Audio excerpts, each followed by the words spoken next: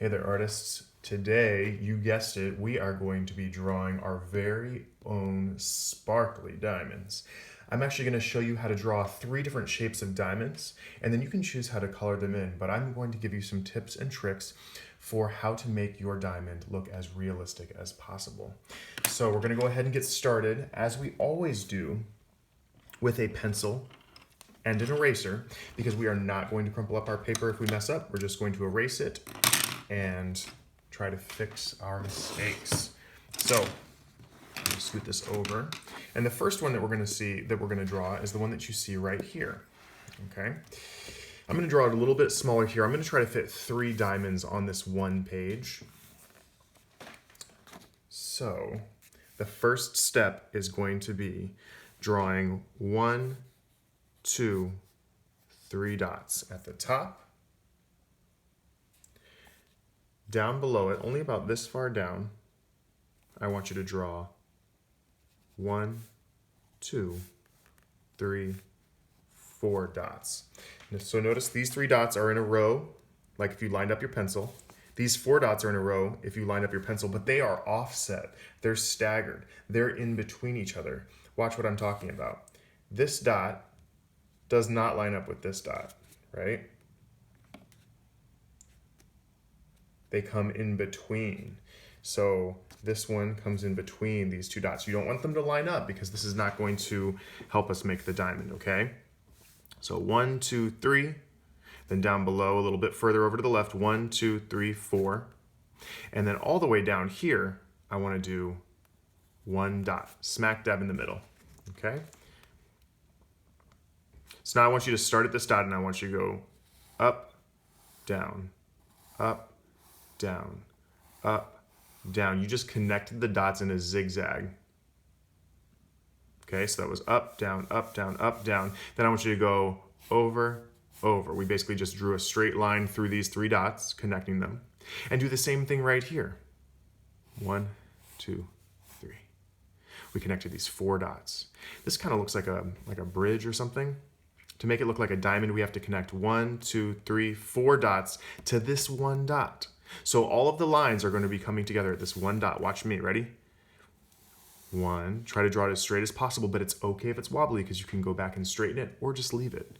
2, 3, 4. Make sure that all of your lines are coming together at that dot right there. Cool, so we have the basic outline of our diamond. What we want to do now is add some shiny spots, okay? Spots that we're going to leave white because it would reflect the light. And then we're going to choose colors to color it in.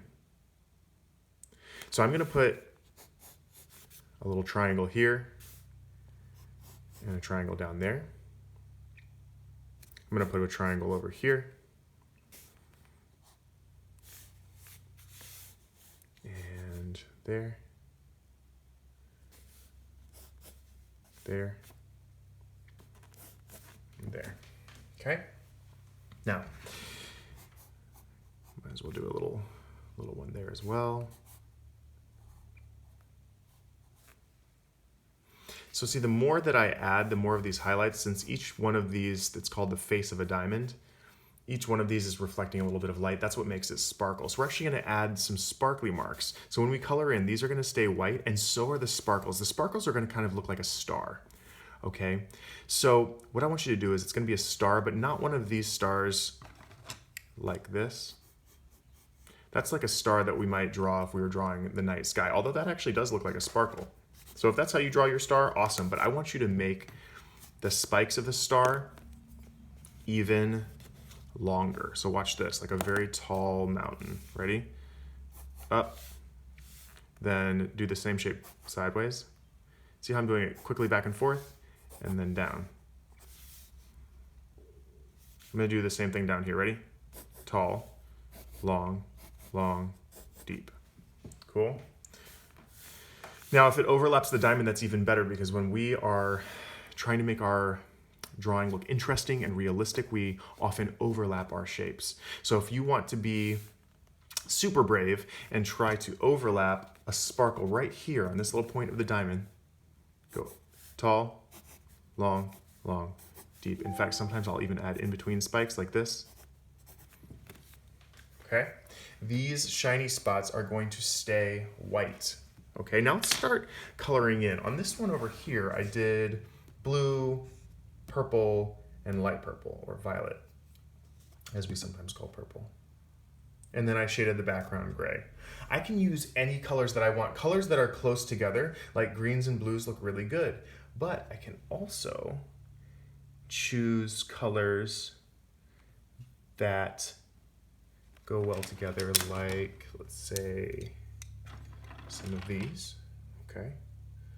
Let's see if I can figure out a way to make this diamond look nice using those colors. Okay, now if you don't have these colors, don't worry about it.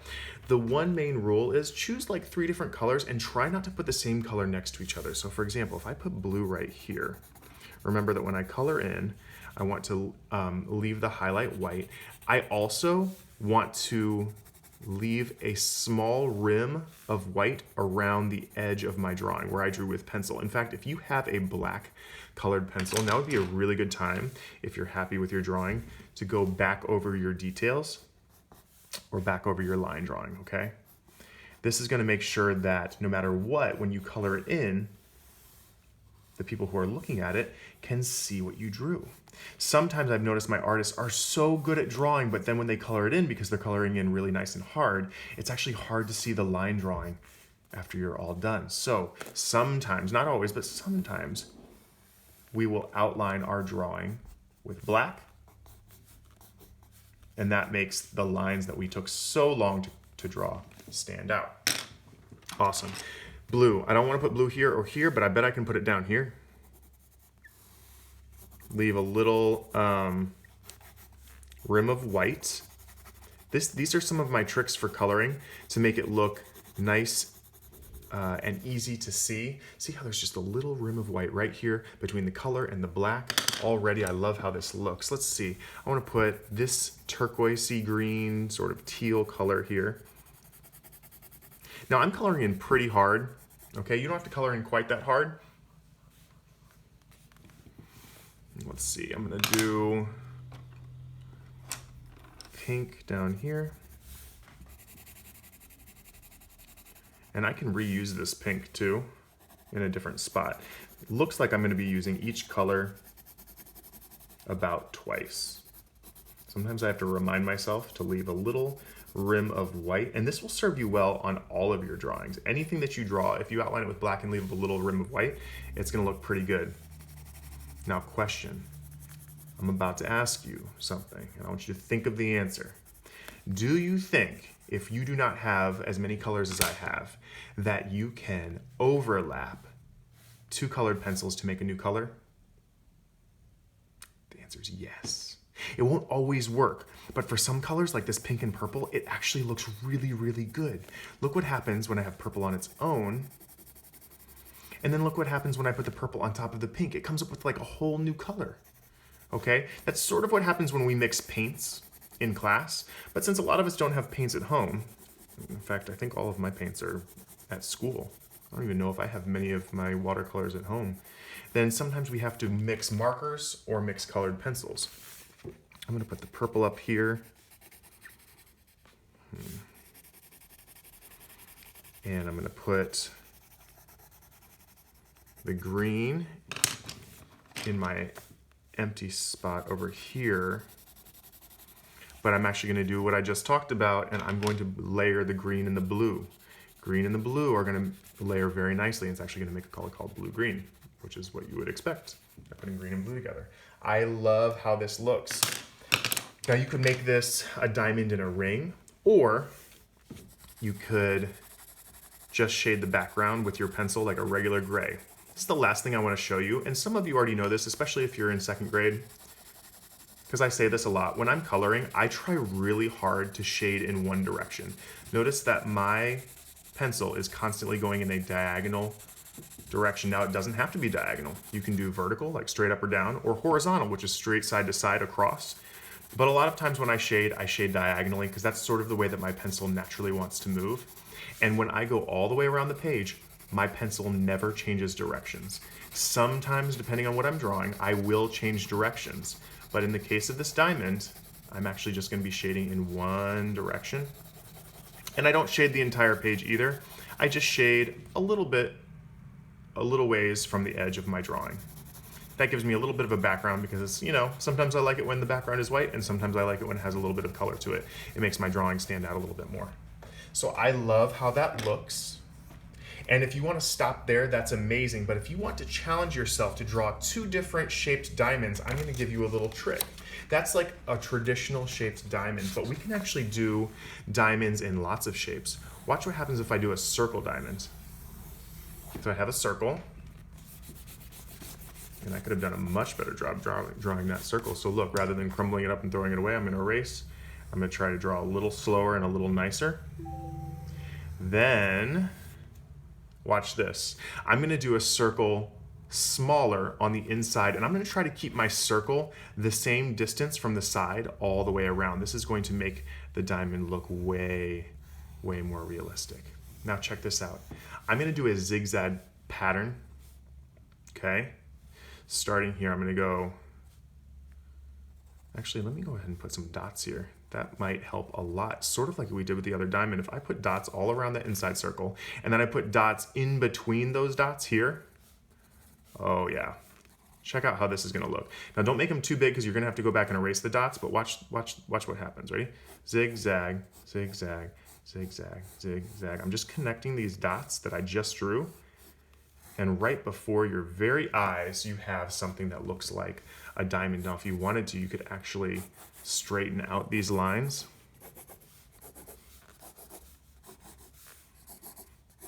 And that's gonna make it look even more like a diamond because they can't really cut the diamond into circle shapes. They actually have to use straight lines as well. So now that's looking a lot like a diamond. And you can do this to any shape that you want. You would color that in the same way, leaving some little shapes for highlights and some sparkly marks. But if you wanted to, you could do